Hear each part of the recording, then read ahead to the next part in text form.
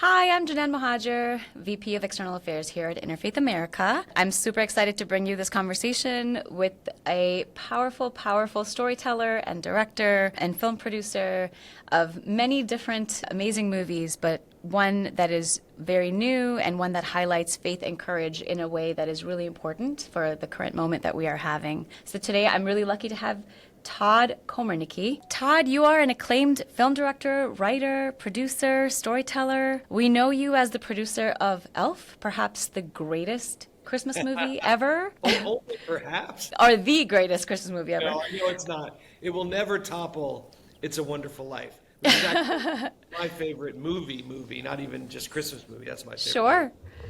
My family is Muslim, and my children watch Elf religiously. Several times every Well, holiday season. You're So raising them correctly. That is well done. absolutely. And I'm very committed to that. But your latest project, called Bonhoeffer, Pastor, Spy, Assassin, is currently in theaters across the country. It opened Thanksgiving weekend. The film depicts the life of Dietrich Bonhoeffer, a German pastor who was leading with remarkable courage to resist Hitler and the Nazi persecution of Jews across Europe. So Todd, we are so thrilled to have you here. Thank you so much for being with us. Thank you. You're very kind. Just to start off, I'm curious what brought you to this story of Bonhoeffer. How do you see him? What inspired you in his story? And what do you hope that he inspires for all the people viewing your film? Now that's 5 questions in one. I know, I'm cheating. I know. Let's go one at a time. I'll see what I Sure. can remember. The main thing is, how did I find this story? There's no question that it found me. I had heard of Bonhoeffer. I read one of his books when I was in my early 20s, when I was new to my own Christian faith. And it's a book called The Cost of Discipleship, which is an extraordinary book, but very meaty and kind of taken in 2-page chunks.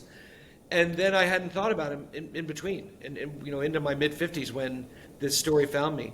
But what's great about Bonhoeffer is wherever you are in your life when you encounter him, whether you're a young person or here as I ease towards 60, he is like a magnet. His story embodies what I believe all human beings wish as their highest self. Someone, when faced with injustice and watching people suffer, does everything on behalf of strangers and in sublimation of the self. This is really kind of the spiritual walk that people of I would say most faiths are walking in that direction. We would hope that we could live in service and love and light. And here's a guy who did that, and he traded everything. He traded his entire life ultimately on behalf of people who were suffering. So he left a record of how he saw the world, how he saw God, how he wrestled with God. It's really important in Dietrich's story, and what I find so relatable is that he did not arrive and say, look, here's my faith. I'm not in the water with anybody anymore. Everyone else getting pulled down river. I've landed on my island, and that's it. And I'm just going to wave to people passing by. No, he was in the water, and sometimes he was surfing, and sometimes he was drowning. But he was in the flow of life with everyone. And in fact, his faith was what inspired his desire to relate to all the other people in the water. It was not a removal from life. It was in a relationship with what it is to be alive, what it is to be human, and ultimately what it is to seek and understand God. There is a verse in the Quran that I'm reminded of as I'm hearing you speak, which says something, and I'm paraphrasing, which says something to the effect of, be enjoiners of justice and good, even if it is as a witness against your own people, your own family, your own kin, etc. And when I was watching the film, that was one of the things that really came to mind, is the amount of courage that it takes. It's easy to stand up against someone who's very different than you. And it takes a different amount of courage, or a different kind of courage, to actually push back on your own community and on your own people. And that's what we see him doing in this story. And I'm curious, what are the lessons that you take away from that, and that you hope we take away from that? Yes, I've been thinking a lot about this in this current age where I don't see much political courage. The people that would label themselves as politically brave tend to be in a room with people that all agree with them, and they say how terrible the other people are, and everyone says, hurrah, you're right, everyone's terrible but us. That takes zero political courage. The way to do it is twofold. One, be the one person who goes out into the world and says against the noise of the world, hey, guess what? It's supposed to be love. It's supposed to be sacrifice. It's supposed to be, I think of you before I think of myself. We often watch, lots of tropey ways that religion is showcased in lots of different spaces. And Bonhoeffer is often seen as a Christian who lived and died in commitment to his faith and in commitment to his Christian values. How do you think, or how would you like for this story to be received by non-Christian audiences? What are your hopes for that? Yeah, it goes to that same thing, this version of the best type of life we'd like to live. If asked to stand up for our beliefs, if asked to stand in the doorway to protect our family, to protect, the way we see the world, would we go all the way? And also how it's incremental. Like the way he was brave included every aspect. He had the doubts, then he grew more faith. He asked for help to understand the world from his father and his mother. They granted it, but they also said, you are your own person, you have to go do it. Mm-hmm. Yeah, he says at one point to his father, I guess I'm seeking permission to be brave. Yeah. Knowing the cost that was in front of him. And his father said, you don't need permission, you already are. So this is a big part of growing up and leaving the mom and dad and going to be your own full person. So I think because he was so real and so human that anybody can find that in him and say, wow, how can I apply that to my own faith? I don't want to give the movie away. People need to go watch it.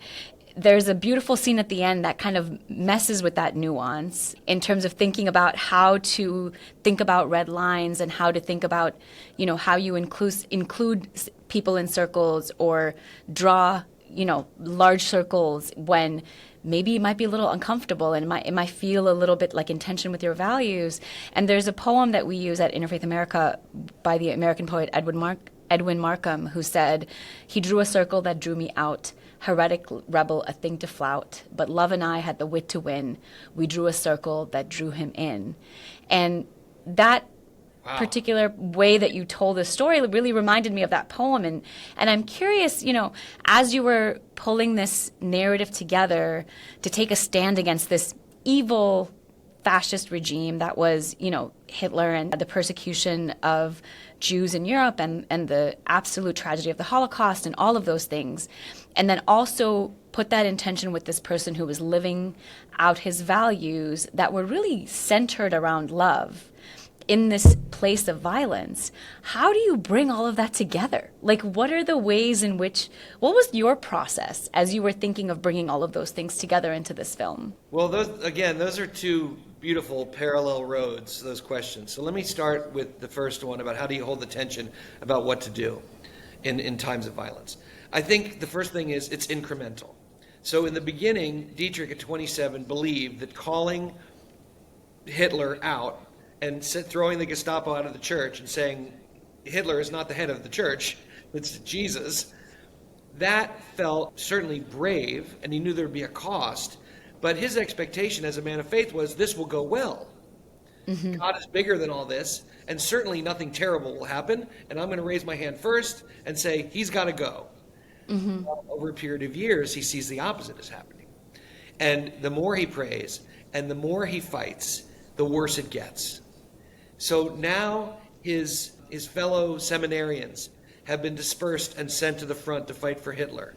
The church that he was defending is vanishing before his eyes. And then he sees the smuggled footage from the Abwehr that shows what's happening in the camps. Mm-hmm. That incremental, over many years walk is what shakes him alive to say, I have to do something. I don't think there's a better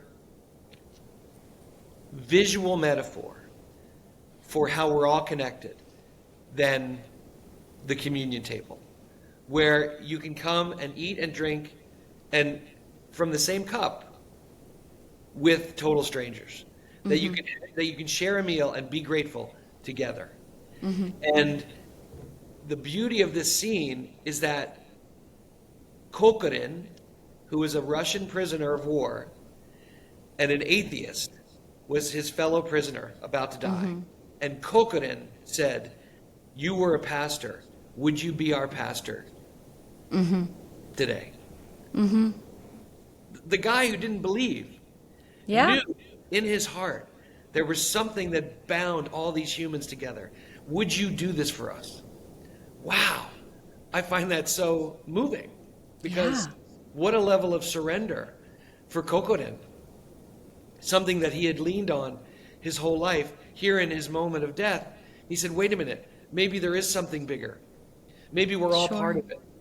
Maybe we should all be at the same table together. Yeah, that's really beautiful.